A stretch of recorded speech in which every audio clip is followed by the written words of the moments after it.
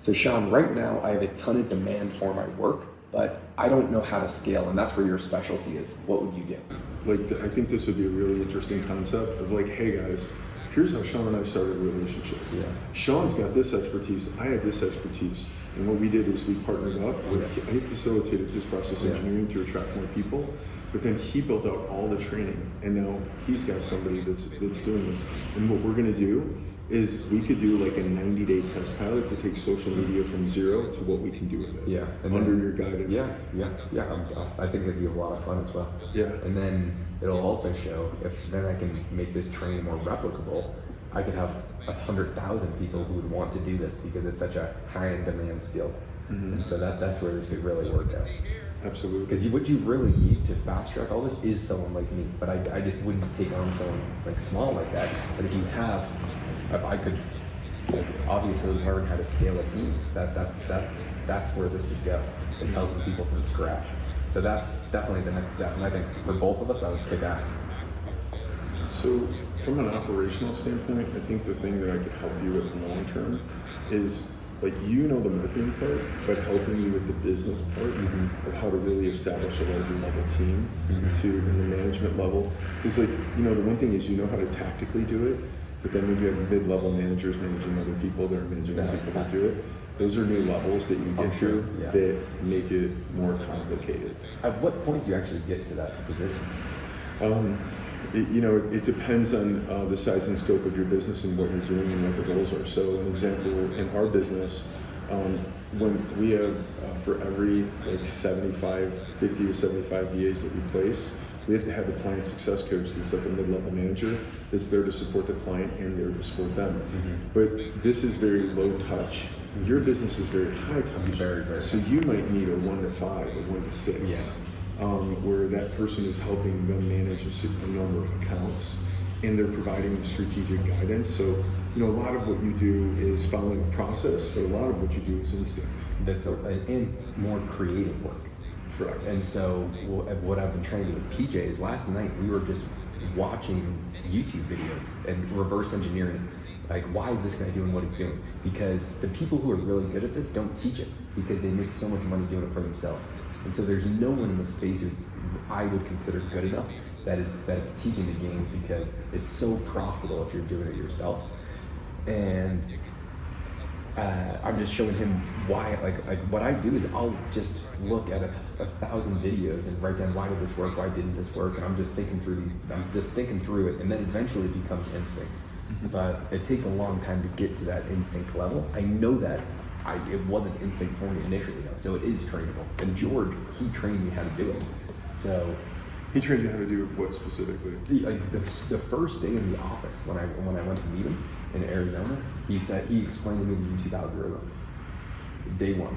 And then from there, you know, some things you're naturally good at. That I picked up very well, and then I just started diving deep into the space, and I realized that if I wanted to talk and hang out with the people that I want to hang out with, which are super successful people, I need to provide value for them, and every single person wants this done. So that's how I kind of created this, where I can hang out with people like yourself and Ken and all these other guys, like Russell Brunson, who I'm going to work with 100%. Like, I have a skill now that they need, and so I know that there's a bunch of other young kids who are in a similar position where they just want to provide value, and they'll do it for next to nothing because the experience that they get doing that is so valuable. So now all I need is to figure out the training processes, and I'm sure I'll get there, especially because that's what we're doing with PJ right now.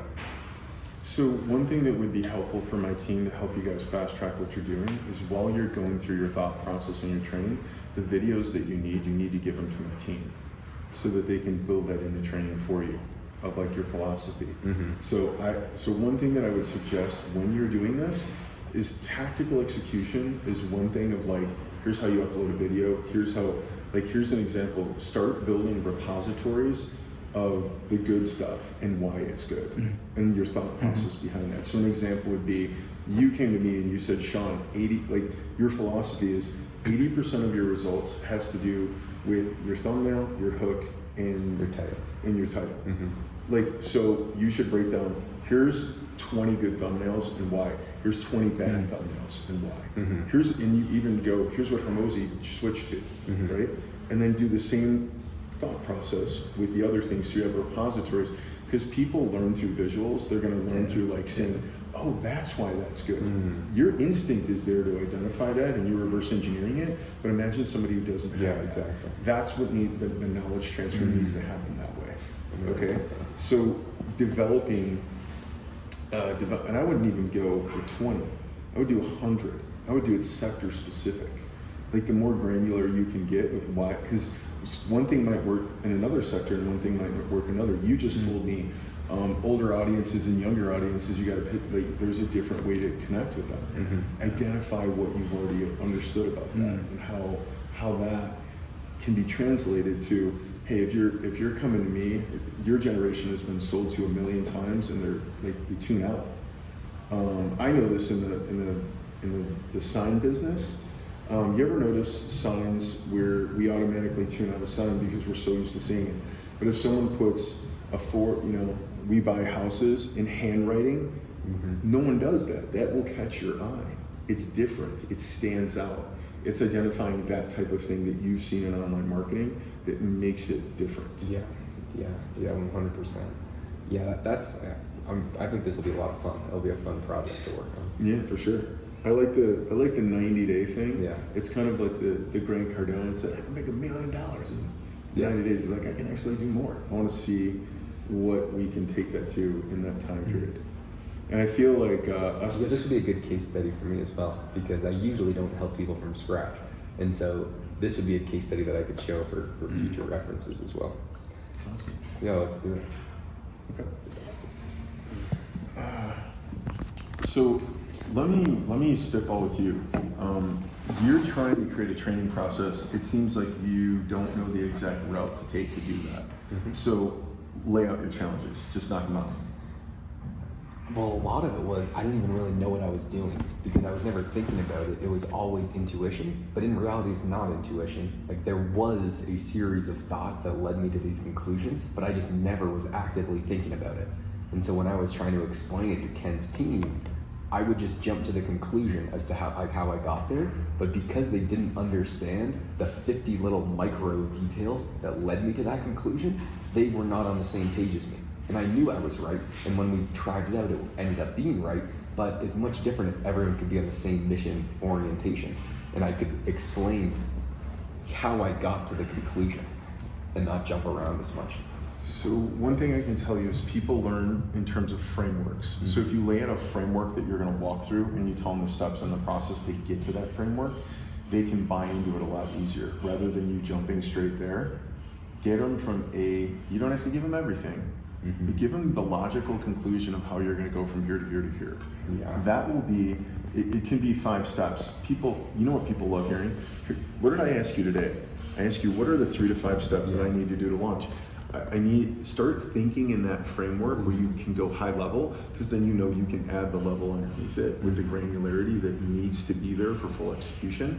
But at least people understand the concept that you're taking them through, and that's what needs to transfer to a business owner like me, right? Like, I trust you because I already know your results and I have instincts on knowing what good is right away from a marketing standpoint. And I've seen the way you break down things immediately. So I could see it. Most people who don't have that instinct or that ability, you're just another person.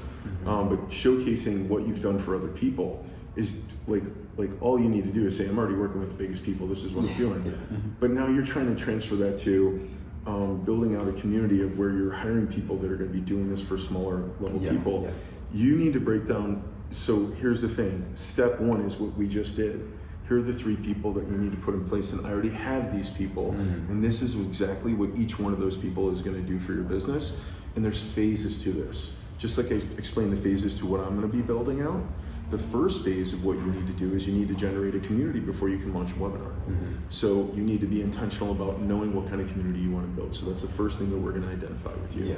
Is what is the community that you're going after that's going to be ideal for you generating more customers, or the purpose of what you're trying to do. Once you've established that, okay, great. Now, tactically, first step is this one, and this is how it's going to tie into your second and third and fourth step. Here's the timeline in which each one of these things is going to take. Okay, so you incorporate action item, timeline, purpose.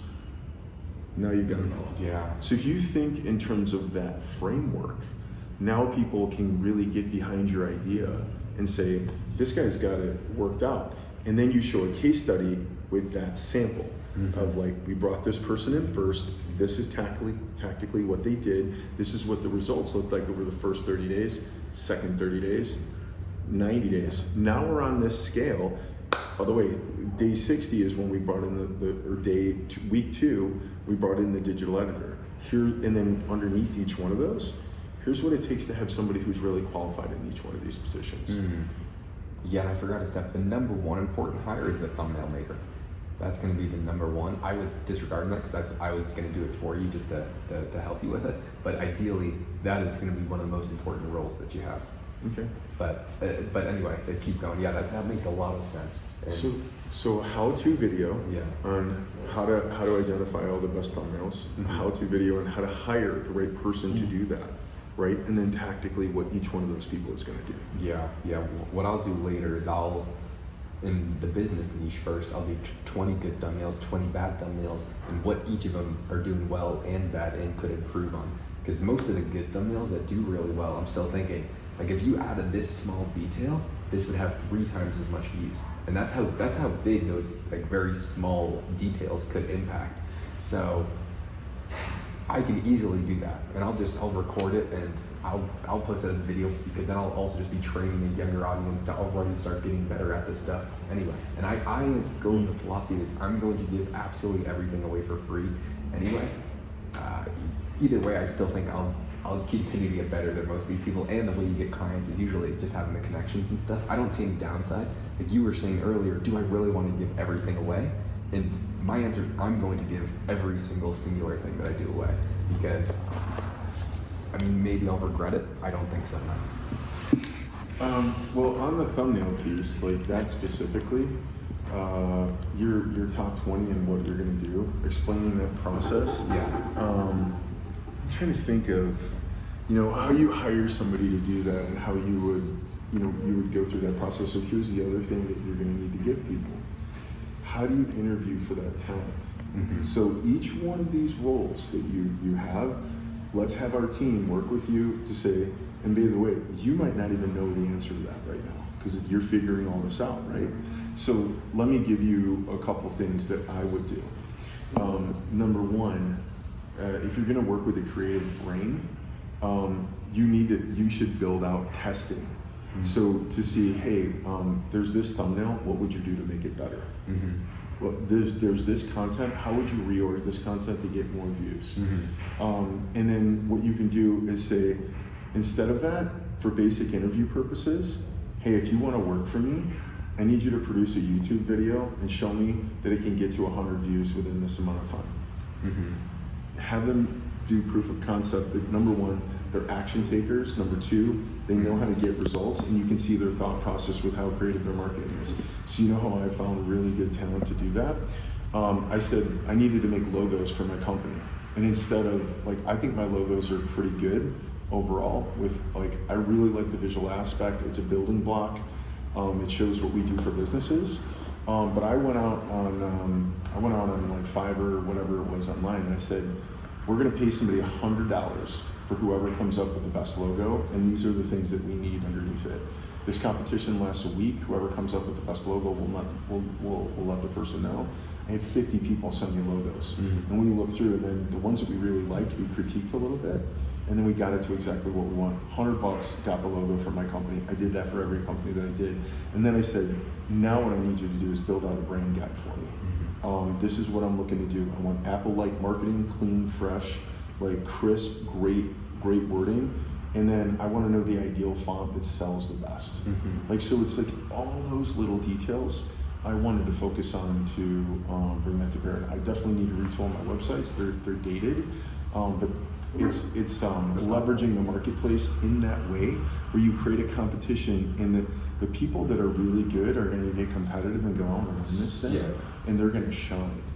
And then you already know they got the talent, you know they got the grit, and you know that they're doers. You're not going to have to handhold them through the process. The other thing is I have access to Predictive Index. Predictive Index gives you a scoring system based on someone's natural inclination to want to do something. So with a salesperson, you know, I've got a lot of questions that I ask people, and they're like, why is he asking me this question? And it's all I want to see how they're going to answer that question to determine if they're even right for sales. One question is, so if it was up to you all day, would you rather be on the phone all day, or would you rather be doing administrative work? And a lot of people go, administrative work. Or, you know, I could do 50-50. I prefer the phones. A killer is going to go, I'm a salesperson. I want to be on the phone making money. I don't want to do admin work. Big difference. Now, a creative person, what we need to do is get into the psychology of what you would answer, how you would answer. What questions can we ask somebody? Be like, how do you know you're a creative person? What draws you to being a creative person? But then you can ask them the question, it was up to you, if you were to do this type of work or this type of work, which one would you rather do? Mm-hmm. Qualify that way. Mm-hmm. So you're really getting to somebody that's got talent. Mm-hmm. And then you got to qualify the talent. Mm-hmm. Because when you're dealing with people, how many people are going to be drawn to you just because they're like, man, this guy's making a lot of money, he's so young, he's brilliant, I just want to work with the guy. But they're not a marketing person. Mm-hmm. They're not the person that's going to be ideal for what you have.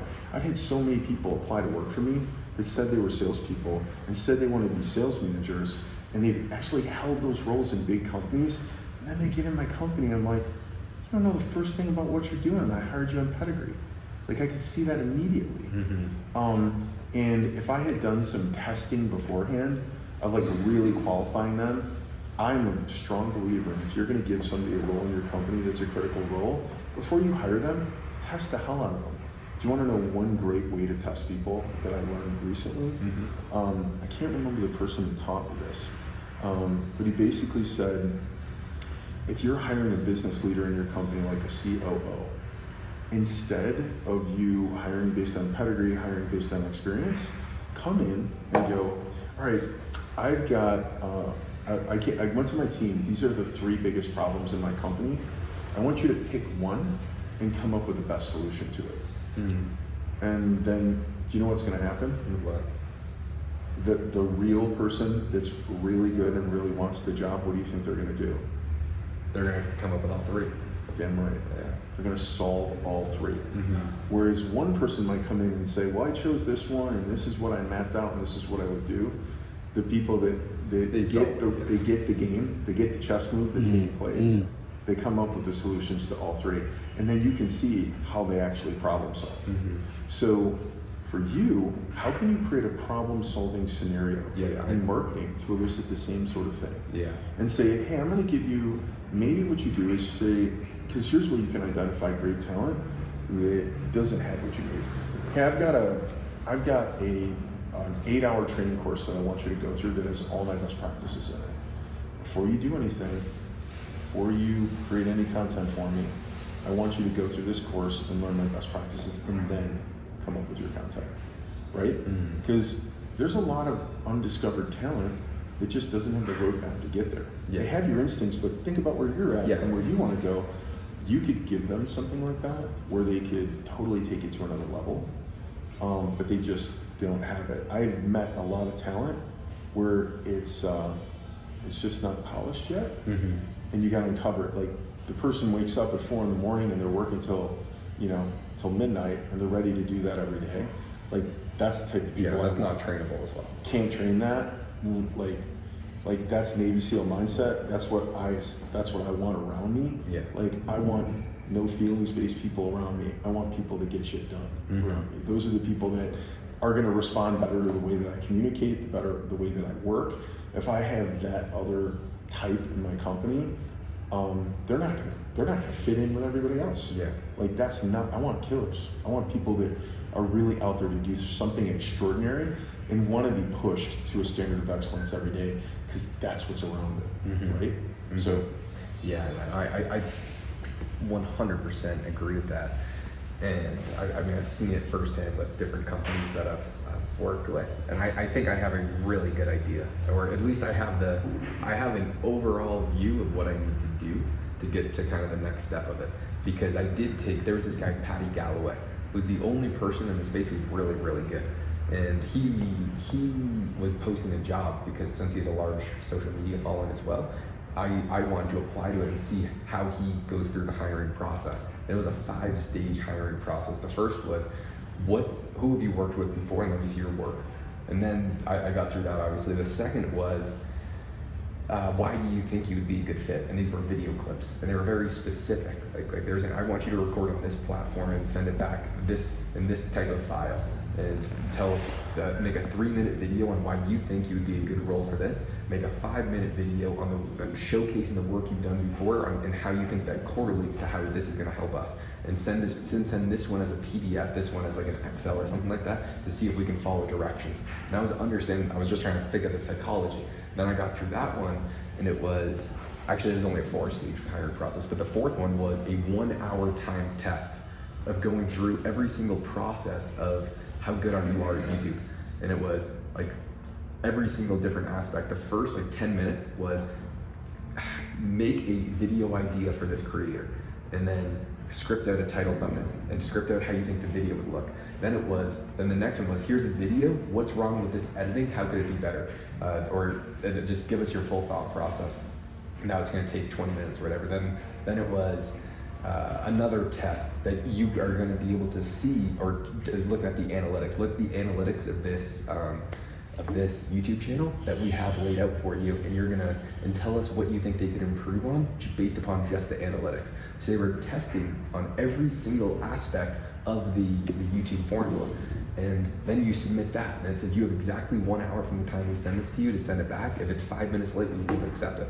Then it was, you send it. Then if you get through that process, then you get to an interview with the Patty Galloway guy to see if you go on to the job, which I thought was absolutely brilliant, because obviously he does not want to take a bunch of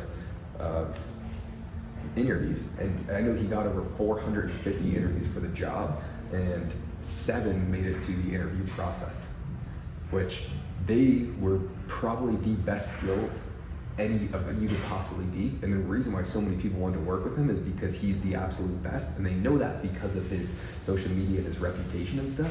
Like if all you really need is more people. I'm gonna try and make a similar type of training program that this guy had that I could test people on, and then write down my processes of exactly what needs to be done, from actually training new hires and stuff and what I'm looking at. But if you had a channel, that's how much volume of people would want to be working for you. And so I think that completely cleared up what I need to do and focus on over the next few weeks, and how I'm going to train people or hire people, and what I actually need to look for. I'm going to do something very similar to what he did, because it was highly, highly effective. So my team will do all this for you. Like, you just got to give them the concept, show them what the testing looks like, and they'll map it all out in a clean version for you. Okay. Awesome. And I can just send you guys what they had. I'm just gonna replicate it, because what worked for them is gonna, Ken always says, just fucking, I forget the terminology he says, but just if it works for someone else, it's gonna work for you, don't ask. So don't reinvent the wheel. But he's a cute little one-liner that works really well for it. Awesome. Someone that is willing to drop absolutely everything and move to a foreign country on a drop of a dime to say, I'll do this just so I can learn from you. I don't want any money. All I want is to gain the skills. Yeah. And that's actually why I formulate my channel the way that it is, where I'm just documenting my life, because now people see the lifestyle that I live, and it's incredible. I have the most incredible life I couldn't even dream of how good my life is.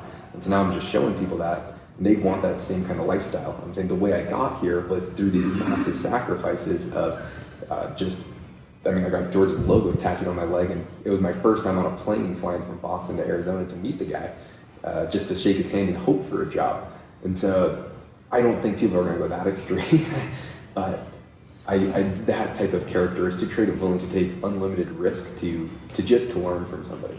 So be willing to do whatever it takes. Exactly. Okay, so I would say develop your core values around what that avatar looks like. One of them is, you have to be a self-learner, right? You have to be analytical. You have to be willing to do whatever it takes. You have to be coachable. You have to be dynamic, because you need to be able to not only understand the marketing part, but then how to work with a high-level person you have to be able to take their vision and bring it into reality. Yeah. Right? So it's creative, it's a very dynamic role. And then you need to be able to manage the team. Yeah, you need to be a leader. If you're going to break down those skill sets, one thing that we need a framework on how they're going to manage the team, how they're going to review results, what their meetings are going to look like. Those are all the things that you need to build up. Yeah, and I definitely, it's not going to be instant. Like that's like a long process, because when I first started, I definitely was not a leader. That skill set is developed, and I still wouldn't consider myself a leader, but I can feel myself trending in the right direction. And then it would be to be curious and like know that you're the stupidest motherfucker in the room and understand that, and tailoring what other people need and figuring it out from there. Like the reason why Ken, he would pay me anything that I want because I make his life easier. I understood what his goals were before I was going in there. I know he's super rich. He just wants the results and as little time spent on this as humanly possible. So I do absolutely everything to make sure that he's spending as little time on this as possible, and the results are going up exponentially. And since they are, he would pay anything just to keep me in that role so he doesn't have to spend more of his time. And my ideal person I'd be working with are those big entrepreneurs. Like if someone was doing 100% of everything that you need for you, you just go in on Monday and record for 2 hours, you didn't even know what you were going to talk about, you just get asked a few questions. That is very valuable to super successful people. And since I understand who they are and what their desires are, I just fulfill everything in that beforehand. You're 100% right. That is your hook. That's the number one thing. That's what I care about. People want results done for them. And with as little humanly possible time for them.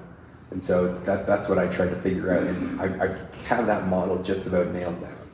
Can I give you, I want to give you some perspective. I've worked with other marketing companies, and the biggest challenge that I've had with them is a couple things. Number one, you have to do so much work to create your own funnel. Yeah. It's an incredible amount of work to take on while you're still running a business if it's not something you're currently doing. The other thing is the messaging that they can come up with, that they assist you with. If it doesn't feel right, it doesn't feel authentic. Yeah. And I've had a lot of problems with like you're working with somebody who's like, hey, say this, and I'm like, I would never say that. Yeah. It doesn't feel like that. I don't even feel like that's what the market demands, or what would really resonate with the market. And I could be wrong too, but it's still, you feel that, so you're not fully impassioned to deliver it as well. That's just from my perspective where it didn't go as well as it could have. And I think understanding how to coach around that when you're working with an entrepreneur is going to be an important thing. Yeah. And I cared way more about Ken's brand than he did when I went into it. I said, you're hurting your brand by making these types of videos. We got to come up with an overall strategy or this is going to completely fail. And because I care about his brand so much, and I care about everything that he's doing as if it was my business, like I don't know how to train someone to care about someone else's business as if it was your own. You can discover something like that by doing the predictive analytics, the predictive index, where you can see level of loyalty, level of commitment. Like, do they put the team before their own self-interest? Those are the types of things that you're going to want to look for when you identify the avatar that needs to work in that situation. I would also give you this too. You're edgy. Like, I watched you at your young age be in a room with some titans, and the way that you would talk to them about switching things up, it was pretty bossy. It's something that, like, I'm sure it's not going to resonate with every personality out there. I appreciated it, and it also showed me the confidence that you actually have and what you're willing to bring to the table. And it showed me, I knew Ken trusted you and was like, this guy knows what he's doing. Yeah. So like your results spoke for themselves, and you obviously were able to convince him. I don't think everybody needs to be you either. Like you're working with the highest level people. You're teaching people they can get in with the average business owner and make a big difference too, right? I don't know if I want to work with the average business owner though. So in your company, I want to work with the outlier people, because that's where you get the outlier results on social media. Like your average mom and pop shop will never be able to have a good channel, or not a outlier channel. And that's what I search for. So that's why it's that's why I've been so hesitant to scale, because the only thing I have for me is such a good reputation right now. And if I want to pour everything into training people to where I think they're better than me and I trust them 100%, which I just think it's a very, very long process. That's one way to look at it, and I'm not like I think like when you work with brilliant people, brilliant things happen. Yeah, that's a great thing. And when you work with people that are really talented, you can also get really talented people to surround them.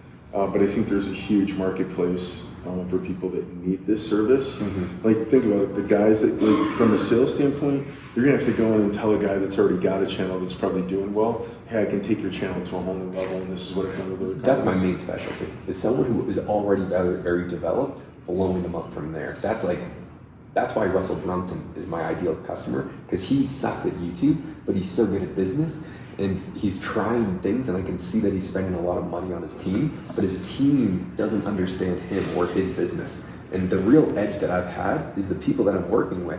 I come to understand, and all I think about is their business to such a high degree, because one, I'm curious and I want to learn those things. So that's a trait that I would want, like just someone who has a deep curiosity for what these other businesses are doing so they can relate to themselves. Mm-hmm. But then, so they understand who they are actually trying to attract when they're making these videos.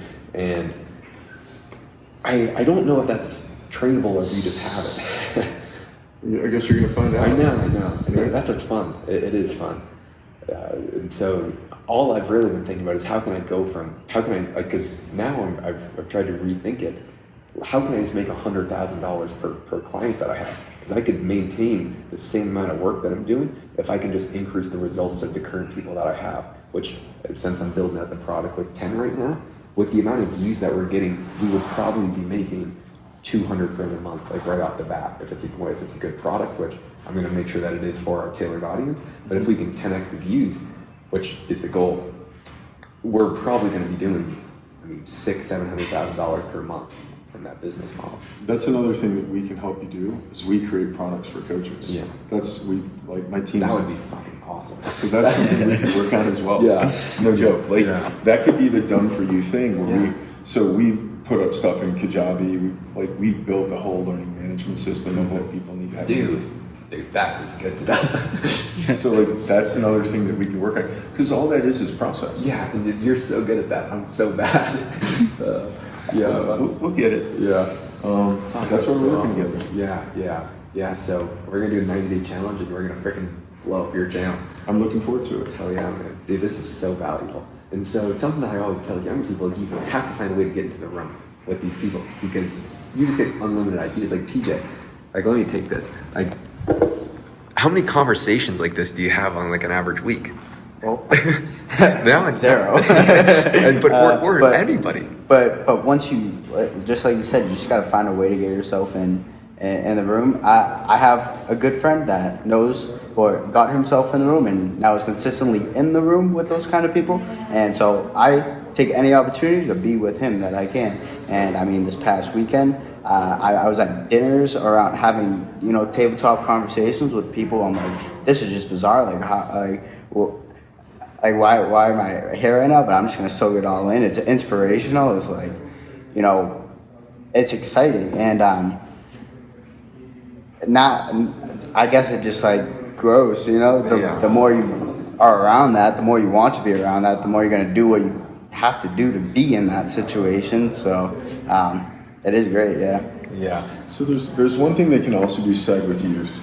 You go through different stages in your career. You guys are in the stage of learning. Yeah. You guys are in the stage of, it's not where you need to make $1 million tomorrow. You have a long-term vision for what you're trying to do, and that's really important. We're in a culture right now where everything is tomorrow, and make $1 million tomorrow. That's not how business typically works. If you look at anybody that's built an empire, it took them 10 to 20 years to do it. Mm-hmm. Not saying it needs to take that long, because you know how you fast track your results.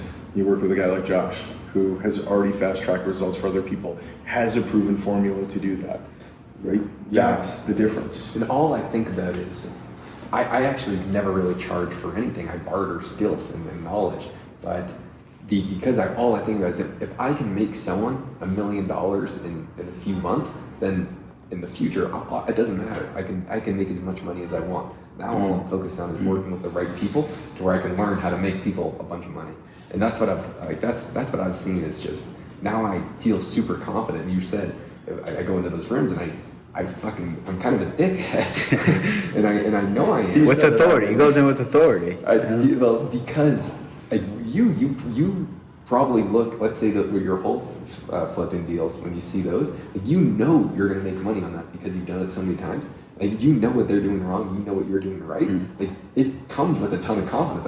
Like dude, if you fix this, you would make so much more money. Like, this is why you're fucking it up. And so when you actually have the proven like result that, like, I know that if you fix this, it would do better, like, just with certainty, then it's very easy to say to these people who are sucked up to because they make a ton of money at all times that what they're doing is wrong. And I think that they appreciate it because I know if someone calls me out on what I'm doing, I'm like very thankful to them. And those are the types of people that I want to work with as well. Like Ken, when I tell him he's doing something wrong, he's super appreciative because he continuously wants to be better. And same thing with you. But if a business owner says, fuck you, no, I do everything right, that's not the type of person you'd be able to work with anyway. Because I have taken on a client before who was a micromanager. And any idea that I had, I would never be able to fulfill on. And they would say, well, why aren't there results? I said, you won't fucking let me do anything. So I'm looking for someone who just will let me sink or swim on my own. And I'm either gonna drown trying to figure out how to do this, or you're not gonna tell me what to do though. That's how I like to operate. Well, I think your confidence comes from your level of expertise and your experience. So for somebody who's young who hasn't done this yet, you got to get reps under your belt. Like, the practice will make perfect, but to start with the proven system. Like, not everybody is going to get results like you. Matter of fact, very rare will anybody get results like you. It's the fact that you've already gone through so many reps and you've gained so much knowledge at such a young age, and you've worked with high level people and you've learned so much that you're bringing all that together to give incredible value to the people you work with. Like, I could tell right from the second I met you were different.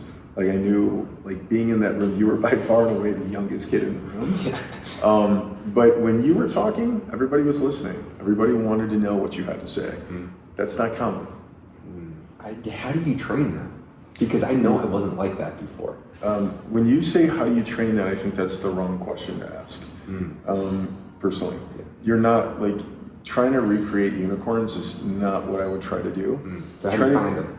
Well, try to provide a training methodology that is going to download your knowledge base, that's going to impart that to the people that are capable of delivering the type of results that you are, and identify your growth trajectory and how it happened. Well, the first thing I needed to do is gain the knowledge. The second thing I needed to do is gain the leadership. The third thing I needed to do is gain the ability to communicate my ideas articulately. But I've already got this roadmap, and I've already got this framework that you will, if you follow this roadmap, it's going to get you clients. It's also going to give you the roadmap to follow once you bring them on. And the pitch is already there for how you walk the client on how you're going to do things. You've taken very unconventional approaches of getting a tattoo on your leg, stepping in front of a guy and say, hey, I know I'm going to work with you. Like, that's not what necessarily is going to transfer over to anybody else. But that framework that I'm talking about, where you come in with the framework and you say, these are the things, and you've already laid out for the people that you're training, because one thing that you're training is the expertise, but then you got to train the leadership. Then you got to train how to look at the analytics, how to identify where they're doing things wrong, how to give constructive feedback to them in a way in which you're not going to crush their spirits, but in a way that's motivating for them to do better. By saying you believe in them and saying, like, I identified you. Nobody makes it through my process. You did. You're capable of doing this. This is, like, we're all going to make mistakes in this and learn. And the greatest thing that we get to do in marketing is we get to learn. But we got data to back up how quickly we can learn and how quickly we can make better decisions. That's your job, is to take that data and make a better decision. The beauty about marketing is you do an ABC test, see which one elicits the best result. You roll with the thing that's going to make the greatest return for the client that you're working with. How do you identify if someone, like, because I'd say the reason why I developed skills so quickly is because I just hyper obsessed over it, where that's all I was doing for years, every single hour. And just no matter what, that's just what I think about. How do you identify that trait in somebody? Well, from a marketing standpoint, I think what I would do is I would go to the college campuses and I would, like, put on put on something to identify the top marketers on that campus. See, that's where I think I have a different approach. That's why I started a YouTube channel, because those people will find me now. And that's what I was saying, where you find people who will find a way to meet you or to hang out with you. Well, I don't know how much, I haven't reviewed your channel to see how much of your content is on how to become an expert marketer. Oh, none of it is. It's all business and lifestyle and what I'm thinking about on a day-to-day basis. But people resonate with it, is what I've seen. Okay, so let's get really targeted then. The first thing that you want to do is get in front of your target audience. And anybody that wants to be you, what would be the first thing that you would look up to say, hey, I want to be an excellent online marketer? Yeah. Create content around that so you're the number one brand in that space and people are coming to you, because that's more targeted than people who happened upon a business piece that is related to you that then funnels into you. You want the exact thing that they're going to come into. Now, you said your question was, how do you find that love, like that person that wants that? I think it's really specific. Or how do you identify it? How do you identify Because it? So now I'm getting reached out to, let's say, 4 to 6 people per week asking to work for me for free. And I'm like, well, I don't even know what the hell I'd have you do. Like, you're more of a hassle. There's nothing that I can do for you. But how do you identify that person who's just hyper obsessed? Like, do you know it when you know it? First thing you do is you take them through, like the first thing that I would do is I would take them through an interview. I would say, you want to work for me? We have a ton of people. So, by the way, so does everybody else. Yeah. We have this really specific process that I need you to go through to see if you qualify. Yeah, that's what I was thinking there earlier. What I would send them as a test. You're right. You already answered my question earlier. I've got it. So then you give them that test, but this is a sale. Yeah. So you got to set it up the right way. So the way that I would set that up is say, hey, look, I'm on, like, what you're going to do is pre-qualify an avatar of like, look, if you want to work for me, whenever I'm hiring, my first thing is, hey, look, before we start this interview, I only hire 10 out of 10s. If you are not a 10 out of 10, you're not going to feel well with me. Do you still do that? Yeah, that's actually good. Yeah. I've heard that. I've heard that saying before. Yeah, I've heard it. Context. And when you say that to somebody, watch their body language. Because you know what a 10 out of 10 will do? They get fired up. They're like, I'm glad you're my tribe. Do you know what somebody who's not a 10 out of 10 will do? They get nervous.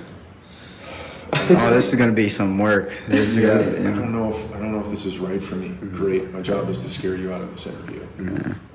And when you say 10 out of 10, and those people that rise up, that's where you're gonna get it. Now, is there people out there that have just a ridiculous amount of false confidence that are not gonna? Absolutely. Yeah. So that's where you have to do that level of testing to get to that person.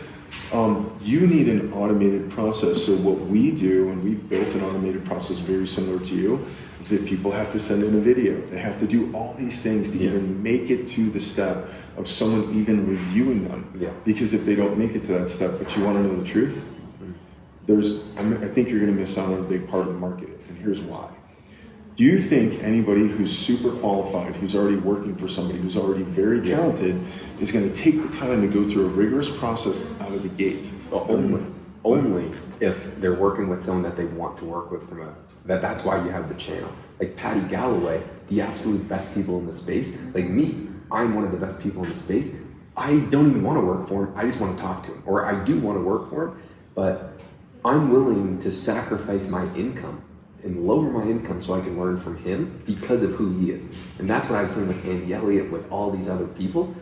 Because of who you are, and people want to work with you and not just some random company, they know that because of the channel that you have. That's how you attract that super top tier avatars actually coming to you. Because I have unlimited demand for my work, but I'm willing to take a pay cut so I can work for another person who's better than me. Can I make a suggestion to you? Yeah. You don't need to do that anymore. That's the philosophy that you need to have in place when you haven't established your credibility, your expertise. You don't need to do that anymore. Speaking candidly, that mindset should shift. Your time is of value. You need to place value on that time from this point forward. That served you to get to this point. Yeah. Oh, no, it's not going to serve you moving forward. And now Galloway, I would ask you, who would be you said you really want to work with Ramosi. Would you work for him for free though, to learn from him? 100%. So that's who Patty Galloway is in my space though. But I would also state this. I can bring value to them. Yeah. And you can bring value to them. So you know what guys like us want to do? We want to be around other smart people. Yeah. We want look, just think about the brain share that we've had in the brief amount of time that we spent together. Yeah. If I was to get in the room with Ramosi, obviously I'm going to learn far more from him, but I've already watched a lot of his content. I've already, in my own head, created a lot of videos that he's already served up. Yeah. And like, I adopt that philosophy and I manage to it to this day. He's obviously far more successful. He's done different things. But for you, if you wanted to get in touch with Patty Galloway, Patty's going to say, hey man, what can you bring to the table to show him value out of the gate that he might not be doing right? And you could say, hey, look, maybe the thing is, Patty, I know you've got this process run, but what are you doing with all your processes to train out a bigger team? Mm-hmm. This is what I've created. Yeah. What are the things that you're lacking? So whenever I walk up to somebody, I don't assume. I go, what's the biggest challenge you have in your business? Mm-hmm. And then I work with them to help them solve it. Mm-hmm. It's the greatest value you could give anybody, because the second question you should ask is, what's the greatest challenge you have in your business right now? What have you already done to try to solve it? Because if you jump in and say, oh, this is what I would do, and they're like, tried it, didn't work. Yeah, what have you done? You haven't fully vetted that out. Mm-hmm. So you ask that question second, and then once you've fully identified what the problem set is and who's contributing to it, what does the team look like, what have you already tried, then you can develop a more comprehensive solution. You know what's funny? Every time Ken gets on the phone with anybody, he always says, what can I do for you? And how can I help you? He's doing something very similar to that. He's always asking me, like, what is your problem? And I'll fix it for you. Or how can I fix it? Well, think about what that does from a relationship standpoint. I feel like I'm able to build quick relationships with people that are deep immediately, because if someone came to you with your biggest problem and like spent half an hour working on it with you, and it's like, wow, like, think about what the feeling is when you leave that conversation and you're like, oh, that's it. Yeah. It's the aha moment. Like yesterday when I was walking with you and you said, Sean, you can hire talent through this channel. That was the number one thing that clicked with me, because I have so much opportunity within the businesses that I have. Yeah. And there's so much room for growth in all of them, that to attract world-class talent in each piece, all I gotta do is add people to every one of them, and the sky's the limit. So knowing that, and I've always kind of analyzed, do I wanna be the face on social media? What is the return gonna look like? Do I have the expertise or the charisma to deliver? Yeah. You've crystallized a lot of things to me, and even looking at the different personalities now that I look at them through a different lens of just providing value and not being a presentainer, like literally just providing the content that people need to hear that's going to be critical to them actually growing their business. That's changed the way I look at the whole thing. I love giving it. The number one thing that I like to do is have conversations like this and be like, hey, what are you doing? Yeah. And then me too. Now, this is so fun for both of us. Yep. It fucking fires me up. Me and PJ were just hyped up yesterday. This is so fun. Glad to hear it. That's so fun. Yeah. Okay, one question that actually came up, while you guys are having. I think we can go up there if you guys want to do it. Yeah, let's do it 1 second. Sure. So what was the question? Okay, the question that came up while you guys are having the conversation was, well, obviously this is a valuable conversation. You're going to take something away and be able to implement that with what you're doing. But afterwards, well, how do you write some notes and go over the notes when you get back home? What do you do with what you just learned to really get the best use out of it? I can give several examples of that. So first example is when you don't have a team. An example is when I read a book. Every time I read a book, I'm writing down exactly how I can make that book actionable in my business. Most people don't do that. They read a book and then they go, wow, that's a good book. Yeah. So the first thing I do is any principles that I'm learning, I'm taking those out and I keep notes on every book that I read. And then what I right now, I go through an exercise where I think about my business, and the new concept is who, not how. How can I apply who, not how to each business specifically? What are the needs that are going to be in each business? Now, what I do now that's different is I have other people read the books for me, send me all the summaries, tell me how we're going to implement that in my business, and I have VAs do that for me. So a new book that just came out was, 10x is easier than 2x. I said, the first thing I want you to do is I want you to get a video summary. I want you to meet with all the department heads, and give them a video summary of what that book is about. I want everybody to read it, and then I want them to come back to me and tell me what they're going to do in their department to 10x the results, so that there's a brain share between the entire team. And then everybody can see, oh, that department's going to do that. Maybe we haven't even thought of that. How are we going to collaborate together to make all that work? So I'll give you a couple other examples. We dominate conferences. And the reason why we dominate... I can say that. I watched him at a conference. They dominated the conference. We dominate conferences. It is extremely tactical. I am anal about the littlest things. I do a motivational thing with my team. We get 10x the results of all the other people in the room. I know that for a fact because I've talked to and interviewed the other people that I compete with to identify what they're getting in terms of results. The reason for that is my team is fun, they're engaging, and we are not waiting for things to happen. We are making them happen. That is by design. So this whole video, it's about being intentional, right? So when it comes to results, the second that we meet somebody, that contact goes over to VA, and that VA will have a templated message that comes out, hey, it was incredible meeting you. I can't wait until we talk again. I would love to figure out how we can, help you grow your business. By the way, here's my calendar. I would say 90% of the people that we meet with, we schedule a meeting right then and there. And I like, one of my things to say is, what do people want to identify with? People want to identify with getting shit done. And I always say, hey, I'm a man of action. Let's get something on the books. People go, that's a sales tactic, but I love it. Yeah. They're like, so am I. Because what am I doing? I'm saying, are you a person of action? Because it's a challenge. Right. I'm going to find out if you are or you aren't. Now, in your question of how do you make information actionable, it depends on if you have a team or if you're doing it on your own. So this is one thing that I've learned that I didn't do when I was younger in my career that you need to do, okay? This has been very transformative to me as well, I noticed that my brain, you gotta know what type of person you are. I was up at 5 a.m. this morning writing content. You gave me the ideas. When it gets to the end of the day, I'm toasted from all my meetings and I'm just not cognitively 100%. But when I wake up, like you guys said, I have that fire inside where I want to conquer the day. And I love getting up at 4 or 5 in the morning and have 3 hours of work done before anybody even gets up. Like that's my badge of honor of like, yeah, you are going to work. I've already done more work than you're going to do all day. And now I'm going to get started with the other work that I got to do. So I love having that be a part of what I do. So know when you are operating at your highest intellectual level.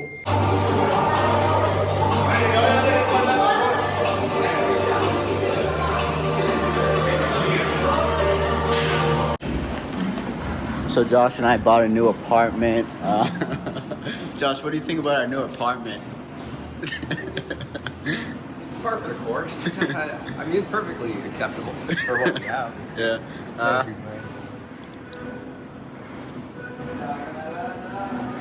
I think it'll play. I'm definitely just joking right now. This is not our apartment, but gosh, I would love to be living here. Look at this. Look at this. It's like the most insane view ever.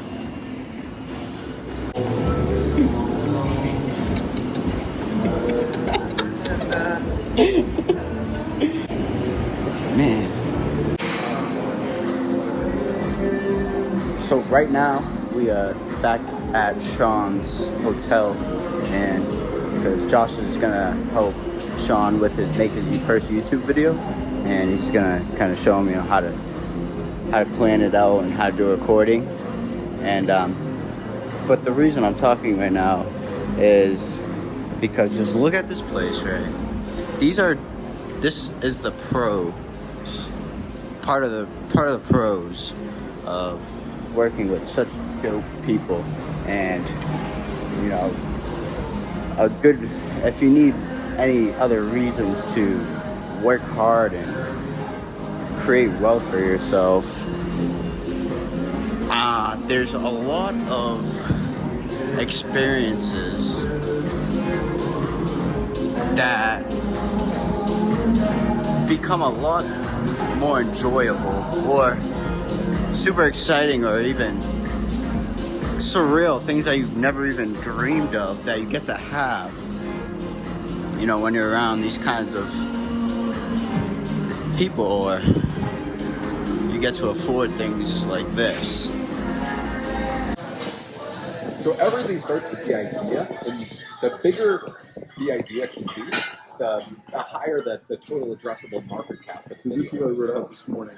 The social media plan goes attract clients, attract investors, attract talent to work for you, build an audience and community like consultants and create events. Yeah. Hire a marketing person, have my team provide me content ideas, study people who have built the largest followings. Aiden Connolly's my son. I love him to work for you. Russell Brunson. No, thank you. Write content today, film tonight. One piece of content, welcome to the call. So this is what I wrote up. Stop being the chief everything. You know,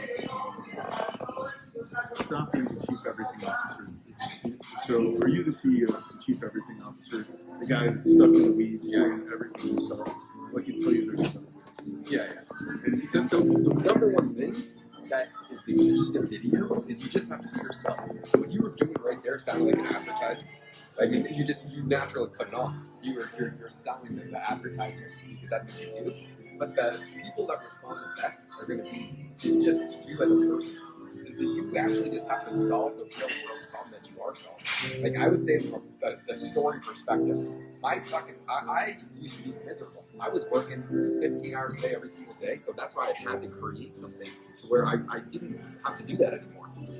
I got all that. Yeah, but I just the biggest part, remove what I just did. Yeah. So the biggest part is you never want to be selling. All you're doing is showing the problem that you had and how you fixed it, because that's actually what you did. And so it's much more powerful.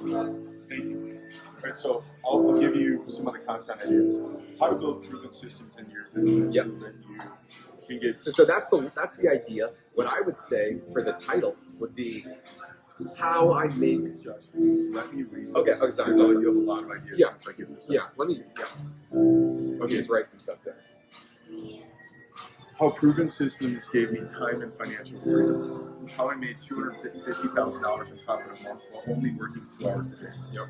Having been an entrepreneur for 20 years and missed out on a number of things that I now have mastered in my business that have been absolute game changers. First, you need to have a system and you need to have a model. A model for your team. A model for your team reporting up to your KPIs. This will remove you from managing at the task level so you can manage at the people and numbers level. I was the CEO, right? The chief everything officer. I was constantly stressed and overwhelmed. But in a strange way, this is where I get into the human element. In a strange way, it felt good because I was under the illusion that I was doing a lot. It was all done by myself. That was the problem. I was not leveraging my time effectively with my team. What changed was being hospitalized with chest pains, not once, but 3 times with 3 little kids.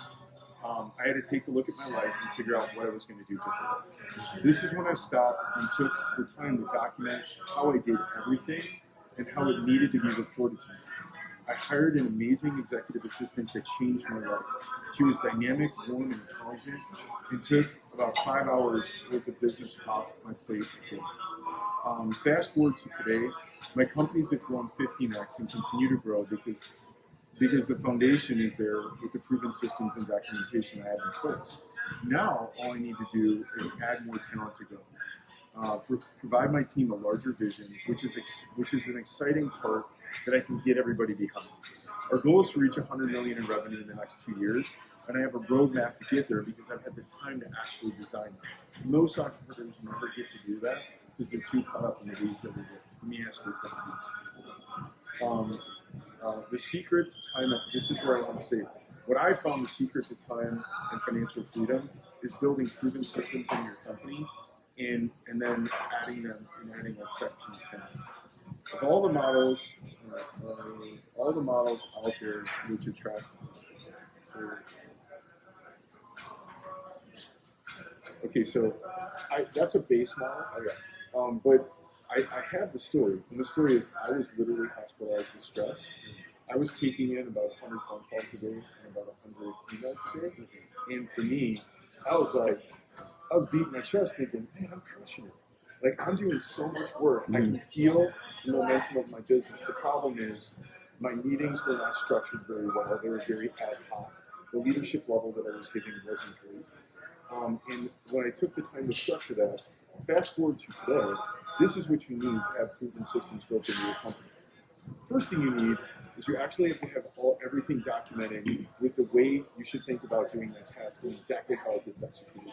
You should have reporting that comes back to you that shows you exactly how that task is actually being done. And then you should KPI that information. And you should explain not only how to do that, but why they do it. You should have your team self-reporting their reports up to you on a daily basis, so you have all the data to manage your business on a daily basis. Then when you have your meetings, we actually build out the meeting cadences. Most small and medium-sized business owners and companies are highly inefficient in the way that they actually have the meetings set up. They're not effective. They're not accomplishing anything results-based. They're giving data. There's a way to have a really efficient meeting, and it's to show up with all the data right there, talk about the key points of interest, and then go into the problems that occurred the day before and that you are foresee happening and solve the problems in real time so your team can get the momentum and solve problems in real time. The other thing that we do is we leverage 1-3-1.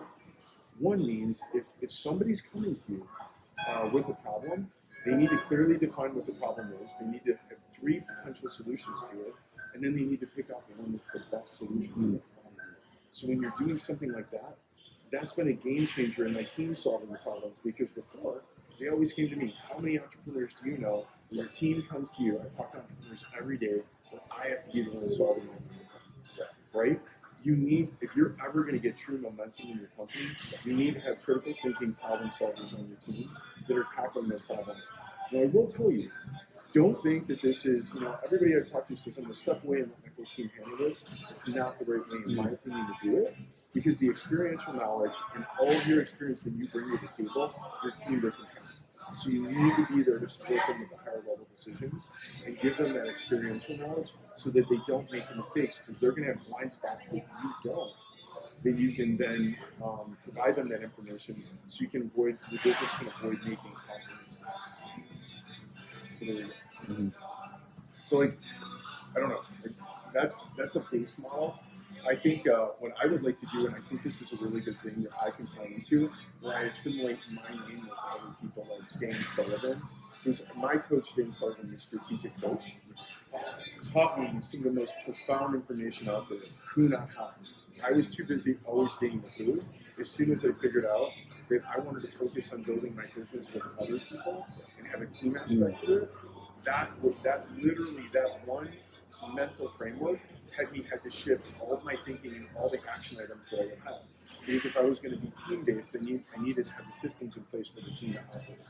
So if you hire great talent and they don't have a great process to follow, you're only going to get minimum impact. If you have a truly amazing system with truly amazing people out there, that's what you get when you get exponential results. And that's what we deliver. Like at Scale Virtually, the difference between us and other companies is you may get what I would consider they're a body shop. Hey Josh, you need somebody? Great, we're going to give you somebody. The difference with us is we're first going to work with you and collaborate with you to identify everything you need in your business for this person to do. We're going to document all the training. We're going to document the KPIs. We're going to document the meeting that you have with them so that you have a new component of your business fully built and operational.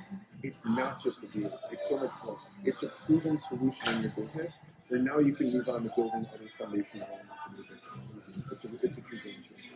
That's the same. And the other difference is, I'm not just a guy that is selling UVAs. I have a property management company. I have a private equity real estate company that invests in single family, multifamily. I have a direct to seller company.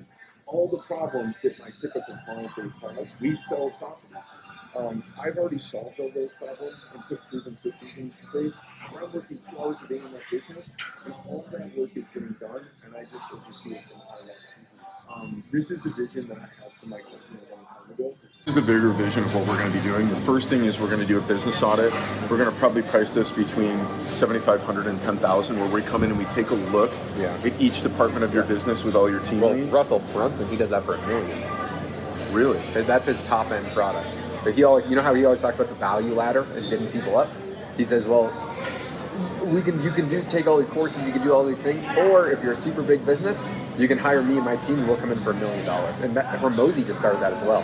So, he doesn't talk about this on his channel, but he's doing live events a ton now. So business owners are going and they're paying, and he's doing live events where he's doing like workshops where his team that grows businesses helps them grow it. Then they upsell them from there to get the systems in place. And so it's very, very similar. Got it. We then implement business processes, document the systems and the structure of the entire company. Mm-hmm. So part 2 of that would be we have an implementation piece to it at a fraction of the cost. And then the other component is once we've done this, we're going to provide them best practices to maximize the value of their company, and then we can help them through our network sell the company for them. Yeah. So, where would you be selling? Private equity or? Private equity. So we have a team that would go to the people. There's a vast network of people that they were looking for specific sectors. We would go in and identify those sectors, and then put the business in front of them, but with the playbook, with all the things in place that are going to maximize value. Yeah. The third part is we can identify companies that we actually want to buy ourselves. Yeah. And we'll buy them ourselves. Yeah. So I'll tell you probably the best thing that could really be beneficial. That I can't say his name if we're recording this, but I'll tell you after. He is online, and he's like one of the best marketers in the entire world. So what people do, and this I know this because I'm good buddies with him, they'll give him 10-20% of his company just so they help him grow. 0% down. Because they know how much value he's going to help them grow with. And since you're in a similar position where you can really help people grow, what if someone was doing $1 million a year and they came to you and said, I'll give you 10% of my company for free, all you're going to do is help me grow from here. I mean, that is it gives me chills how good that would be. And so, that. Yeah. I mean, Hormozy, he's buying into companies, but I guarantee you he's getting the singular best deal on the marketplace because the people who are going to him, they want him to grow the company because that's what he's really helping with. And so when you have people looking to grow from you, it's a completely different dynamic. It's the same thing when we were talking about the dating, where you have the frame 100%. Like when you're selling to someone, it's tough to get the frame, but when they're coming to you, it's a much, much different situation where they need you and you don't need them. It's a really, really good dynamic to have. I agree. Awesome. No, I think that makes a lot of sense. I like the pivot in that business philosophy. Yeah. You really can help people grow and maximize value to sell it because you're taking the CEO out of the equation, which is like no business is sellable when the CEO is the most important role, or at least the founder. Very good. No, I like that idea. What's your plan to sell the business that you have right now? Would you sell it if it really starts to take off? What I want to do is pivot to this new business model of buying companies and be specialized in that. And then would you just integrate the system that you already have with the other company, just plug and play? Exactly. Yeah. I feel right now my product is $2,500. Yeah. We do have products that are $15, $12, but that industry is very saturated. I feel like this industry is not very saturated. Yeah. What would be your ideal business that you would be buying? So my ideal business would be going in and helping do these audits, and then putting the things in place that are going to support those businesses. What kind of business then? Does it not matter? I'm sure there's some businesses that work better. I would say service-based businesses because those are the ones that I understand the most. Yeah. And I'm also looking to be in the sector that is not going to be hurt by AI. Mm-hmm. And I feel like those businesses have a longer tail, and I would be very interested in acquiring those businesses. So understanding those businesses operationally are very simple for me. Property management companies might be in there too. The other thing is in terms of partnership, with the extensive knowledge that we have in how to build an investment company, I feel like those would be ideal. If we can find superstar salespeople that really understand how to sell the business, like close leads, we can build all the infrastructure around them so that they can take the results to 10 to 20x within 2 years of what they could do on their own if they didn't know the stuff that we know. Because we know the little details that may give you the 100% lift that they might. There's so many of those that we know that we can bring to the table. The other thing is like how to structure your team for like next to nothing. How to have best practice process in place from day one when you do execution. And not only that, but as new best practice evolves, as new technology evolves, we're in all the meetings with all the people that know that stuff, and we can bring that to the client base that we would have to help them further enhance whatever their structure is. Yeah, what I've noticed is, like, when you first get started, you have to know all like the basic stuff, like the very broad things that every single person knows and they talk about. But then to really start to increase your income, you need to learn those little small tips. Like that same guy I was talking to you about, that people give him part of his company so he markets for them. He gave me some tips and I doubled my income in like 2 weeks. It was the best thing ever. I was just like, it was super simple. Like it was the most simple little tip ever, but it made all the difference. And that's really like those little snippets that really matter. Well, it's also the difference between success and failure with a lot of these businesses. So an example is with PPL. You know, just talking through the network, certain companies are scrubbing at 20%, certain companies are scrubbing at 38%. Knowing those thresholds and then knowing what you can expect, that's the difference between the lead flow working out and not working out at all. If you're scrubbing 38% of the leads, that's a huge portion of money that comes back to you that you can further invest in the leads. And a lot of times that would make or break whether that lead source would even work for you, where you would give it additional time to see how it would pan out. You know, people are cutting that off before because they didn't. You know, if you were doing it with the additional 38% of cost built in, you were getting no value from it. You're getting, someone else is beating you by 38%. Yeah. Big difference. Yeah, there is. All right, perfect. Yeah, then we'll go up to your apartment. Yeah, let's do it. So today was just a small portion of what we were talking about, and sorry for my lists. I have my teeth whitener retainer in right now, but when I talk about the people you surround yourself with dictates how successful I think you are going to be. And I notice in my personal life, it is hard for me not to make more money when I'm surrounding myself with hyper successful people who are chasing excellence in every aspect of their life. This is precisely what I am talking about. Today, I recorded just a few conversations I had with my buddy Sean. And as you guys can see, that was some of the highest caliber value conversations out there. I mean, that is how my life is every single day now. So when you are training yourself to think this way, it is just incredible. So you got to find a way to surround yourself with the right kinds of people. This was, I never say I make good videos, but this was an insanely good video because it wasn't me talking. It was someone that makes a ton of money. And guys, this guy is really crushing it. So I'd recommend really understanding what it is that we were talking about. I know we were talking pretty high level at some points, and it's kind of tough to hear. I'm just going to try and record my days. And it's one thing when I make a video every single day because I don't, there's anyone watching an hour and a half later, but it's one thing when I'm making a video and I'm talking about concepts of what I learned throughout the day. I think it's different if I can take you guys through the journey with me. So I'm going to try and do that. It's kind of fun to do, actually. So if you do enjoy this kind of video, just let me know and we'll continue to try and make them. So I don't know if every video is going to be an hour and a half long. Most days are not like this. This is only half the day. We spent the rest of the day with George where we were touring a 12,000 square foot mansion. And we were going to make another video on that. But I was like, dude, we have so much footage. This is going to just crush me at nighttime when I have to put this together. So anyway, goodbye.